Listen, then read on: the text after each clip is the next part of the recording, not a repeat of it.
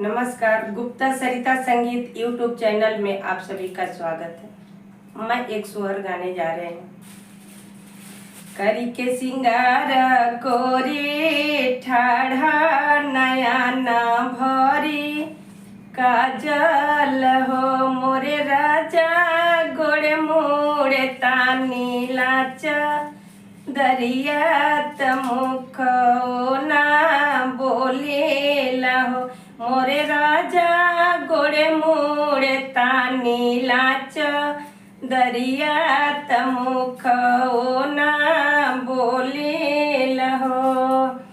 किया हो कंगालावा की बेटी दहेजवा की, थोड़ी दहेजवा की थोड़ी नए मोरे राजा, किया हो सुंदरता की थोड़ी तमुख ना बोले लहो। हे राजा किया हो सुंदरता की थोड़ी तमुख ना बोले लहो। नहीं हो कंगालवा की बेटी दहेजवा की, थोड़ी दहेजवा की थोड़ी नए मोरे रानी, नहीं हो सुंदरता की थोड़ी तमुख ना बोले लहो। हे रानी नहीं हो सुंदरता की थोड़ी तमुख ना बोले लहो।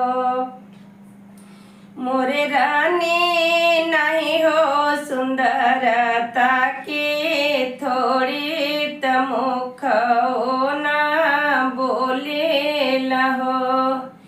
जतियत हो सुवरिया देखो ताघी, नवन लागे देखत के घी, नवन लागे हो मोरी रनिया, आगे पीछे चले ले छावनवा त देखत भीनो, गवन लागे हो मोरी रनिया, आगे पीछे चले ले छावनवा त देखत भीनो, गवन लागे हो।